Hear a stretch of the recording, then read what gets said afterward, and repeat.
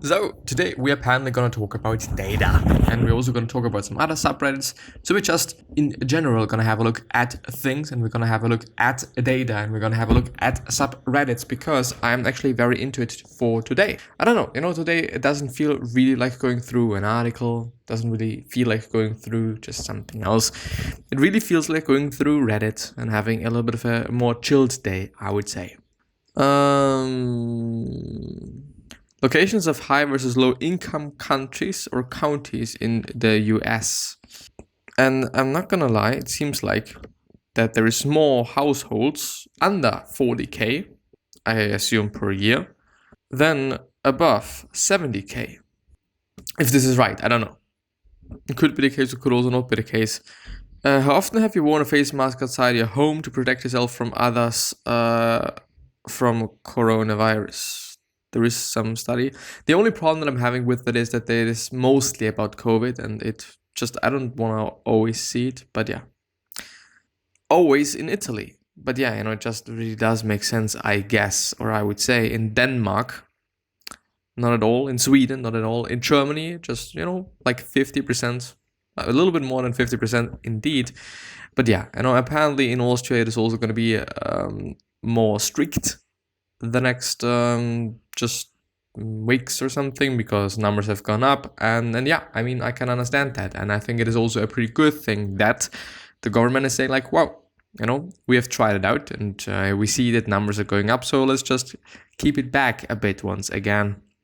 Even though I really honestly have to say that I don't really feel like that there is a pandemic going on, at least where I'm living, it does not seem to be it is really not quite restricting me from doing quite a lot of things. Of course, just being in or just meeting such a lot of people and stuff like that, it is not that smart. It is not that good. Like, chances are there. Chances are always going to be there.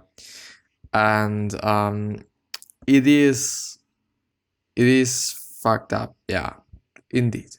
Honestly. And I've also been just in a bar yesterday. There's been quite a lot of people, but I always try to, also when I'm in a train, I always try to just really keep the distance. Yeah, sometimes it's a little bit difficult, especially when it comes to people that you know and you're talking to them and stuff like that. But yeah, wear your fucking face mask, motherfucker. It is something that's important. Keep yourself healthy and keep others healthy, because who knows.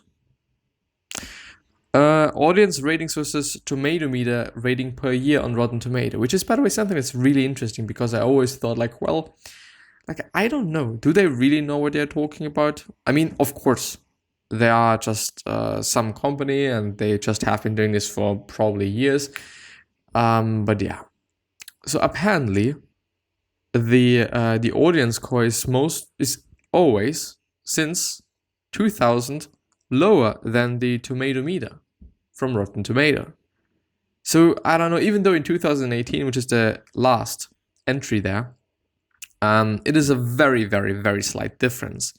The biggest difference might have actually been in 2000, to be honest, as I'm seeing there. And yeah, I've always wondered, as I said, if this is kind of really a good indicator for knowing whether a movie is good or whether it is bad. Also, just when you're just having a look at IMDb. But I don't know, like, and also Metascore, even though I do like Metascore just because the website is fucking amazing. It is well designed. The usability is great, which is not always the case, which is sad and bad. And yeah, but you can't do anything about it. So it is what it is. I work at a golf course, got bored and wanted to investigate the reasonings behind our 46 1 and 2 star reviews. And more than 50% is rude staff. Well, the course condition is like, I would actually say a quarter something. Pro shop trying to close early. Very small thing. Tea time given away. Also a small portion of it. And items stolen. Also a small portion of it. But I mean, if you see that it is because of the fucking staff, then I think you really have to do something about it. But yeah. What is this? Greyhound word cloud. Okay. Real versus simulated probability that two people in a group share a birthday. This is of interest to me. I just don't want to see COVID all the fucking time, but I also want to see some semi-important stuff. The probability that two people in a group share a birthday, real versus simulated probability. Number of people in the group. So if it is 23 people, and we can totally see that it is a bell curve, I guess, or I assume. If it is 23 people, then it is almost 50 fucking percent. Or it is indeed 50%. Which is interesting. The real probability and the simulated probability. And the more people it gets, the higher the more equal they both are. Let's put it like this. I think that is it's a cool graph. I enjoy that. Twitter's sentiment for Ferrari at the Styrian GP. Styria, by the way, is in Austria. Just small fact. Blue counties in red states are getting hit the hardest by COVID. Blue counties in blue states, red counties in blue states, blue counties in red states. Well, yeah, they really get fucked. But yeah, I do hope that this whole pandemic thing is going to be fine. I do really, from the bottom of my heart, hope that you are fine and that your family is fine and everyone is healthy and well off, or at least well off. Even though we're not always going to be healthy, and it's something that I can see, but you can still be in a good mood. You can still be relatively fine. I just really dearly hope that you're healthy and fine. From the bottom of my heart. I teach English lessons to kids in China, and I've started to see a slight drop in bookings lately, so I started logging all of my classes. The result is a set of interesting charts. Let's have a look at them. The number of classes by student. Okay. Levels of classes taught. Well, it's actually not that interesting. Analysis and data visualization of tweets mention Black Lives Matter. In 2015, apparently there was something because... Black Lives Matter. Well, Black Lives Matter have been since, I would say, between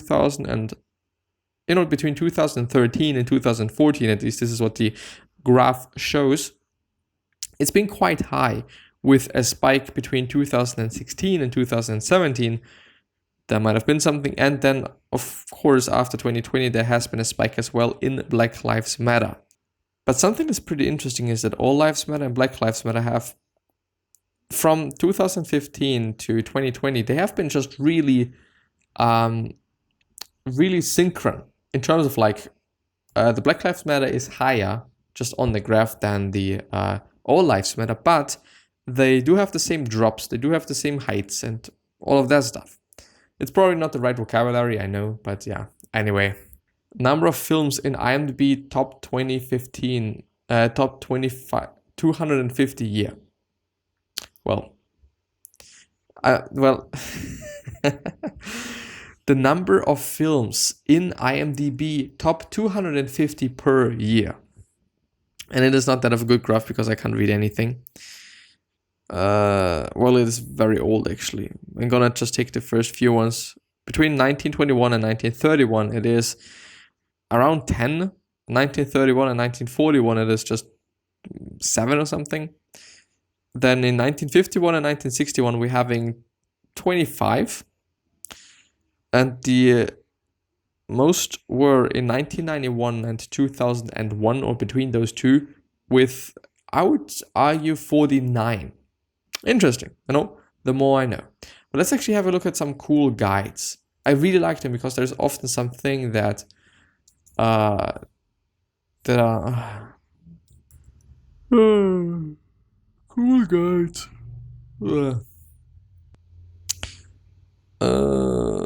Okay, now you know. So where is my milk from?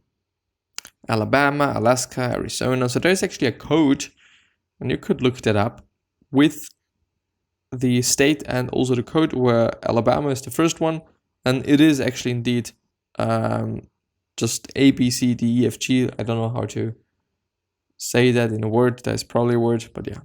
Chronological order of all MCU movies by scene. Interesting. Use the right onion. Or don't. Sweet onion, best for frying. Used for onion rings, gratons, roasted veggies, and stuff. Red onions, best eating raw. Best for guacamole, pickled onions, salads, and sandwiches, just because I think that the red onion is not that harsh and not that hot, spicy. White onion, even though I think you can use them for quite everything, crunchiest and sharpest sing. Oh well, okay. The yellow onion, best all-around cooking onion, and the shallot, milder and more subtle. So if you just really want to have a little bit of a onionish vibe, then I would go for the shallot. Kebab menu, meatballs menu. Well, I would first of all argue something. So menu names, know your menu. Hamburger menu, Döner menu, Michael Babich, Bento menu, kebab menu, and meatballs menu. The thing is, in Austria we're saying Döner, die Ö, which is, I don't know, there is probably a Unicode for that, but I don't know it, N-E-R, and kebab, or kebab, or however you want to pronounce it, it's quite the same in Austria. You know, even though it is not, as far as I know, maybe Döner is just the Germanized expression for some things. I don't know. COVID is the perfect time to try changing your sleep habits, alternative sleeping cycles, which is something that I've, by the way, also been experimenting with, whether I feel better if I'm just going to bed earlier or later, or when I just wake up earlier or later. And I've seen actually that I feel pretty good when I wake up at 5:30 and go to bed according to sleep cycles, then I think 11:30, 10, and some other shit. And the funny thing is, I've actually been doing it like, okay, I go to bed at 10 and I wake up at 5:30. So I've naturally been actually doing that, which is something that's pretty interesting. The timing is also quite well, even though 10 is quite early. I really have to say that. And it totally depends on your social life and what you're doing and just all sorts of things. If you can do that and if you're willing to do that and if it is something that makes you happy to do. You know, because of course, if you just can't do anything with your friends because they're always out relatively late, then yeah, you know, you're not going to be able to sustain that well, I guess.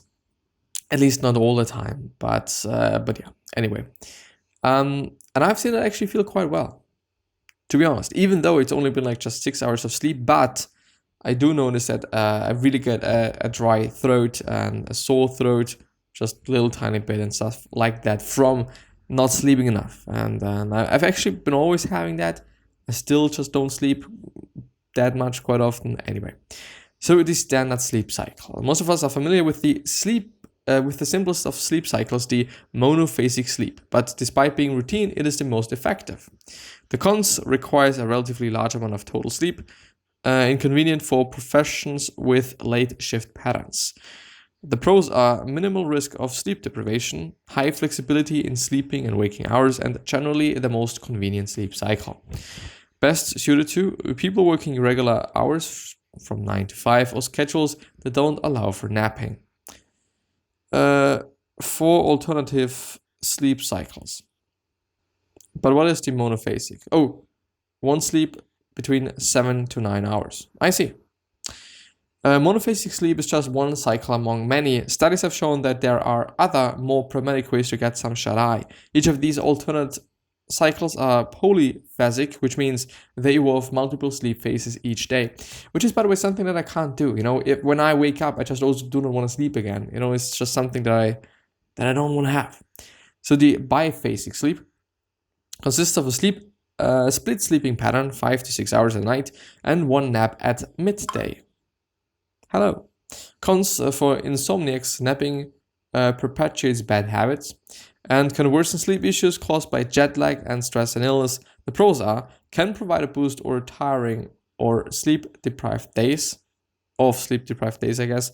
If taken regularly, short naps after lunch can improve cardiovascular health and reduce stress, and napping improves memory and cognitive function, apparently. So you have 2 sleeps, and one is going to be 5 to 6 hours and one is going to be 1.5 hours, which is going to leave you with around 6.5, 7.5 hours, which apparently is enough, I guess.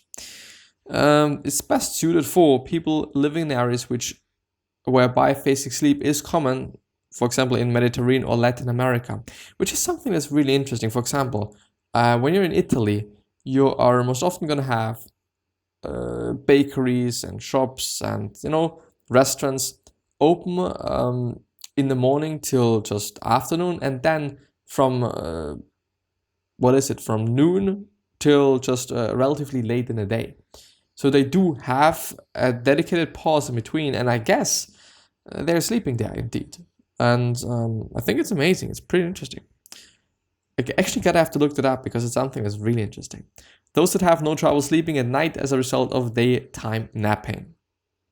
I don't know if this is going to be the case for me, but I assume it is.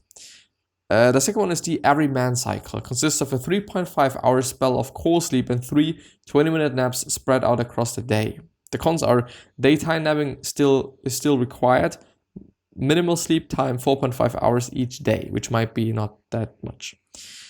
The pros are enormous flexibility in napping once adapted. Naps are brief, only 20 minutes long, and longer waking hours than Uberman.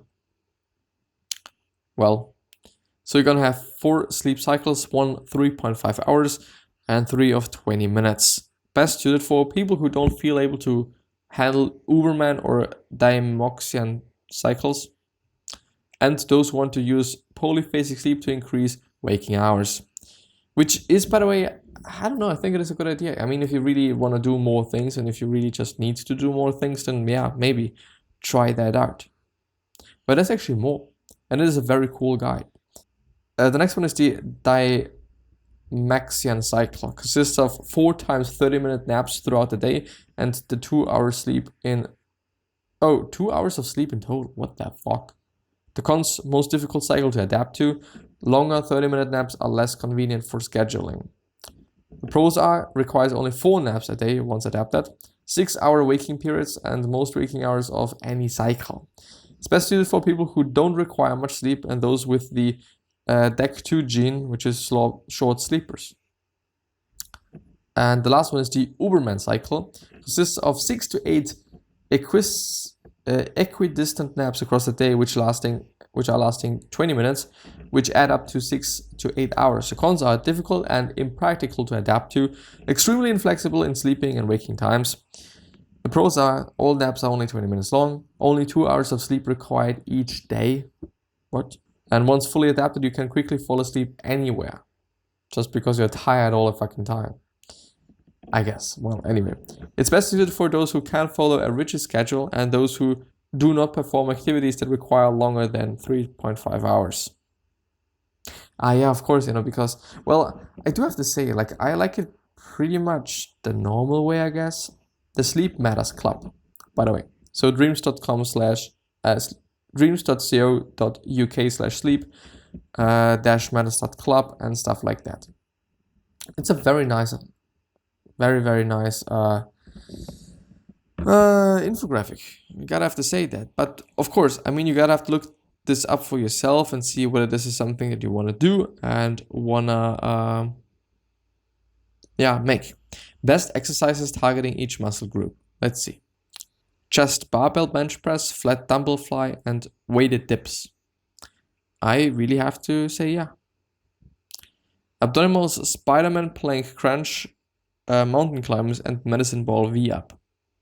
Glutes, kettlebell swings, barbell hip thrusts, and stiff leg deadlift. By the way, I've always forgotten about that shit. In the schedule or the exercise plan that I'm having at this point in time, a workout plan, does not involve any hip thrusts. And I gotta have to incorporate that once again. But anyway, I by the way think that I'm gonna end the episode there. So I wish you the best health, happiness, and all success, and also hope that you're gonna remind yourself and you're gonna be remembered, which basically means your legacy, and basically means just being a nice person and then being remembered as a nice person, which is a pretty fucking cool thing. 3 other questions that I'm having you are: why are you here? What are you trying to change, and what is bothering you the most? These 3 questions are hopefully going to show you your purpose and maybe even a business idea, which is a pretty fucking cool thing. One other question that I'm having for you is: what could you particularly say that is really going to change somebody's life? Because I think it is something that's really important to think about. And yeah, I'm going to see you next time. Bye bye.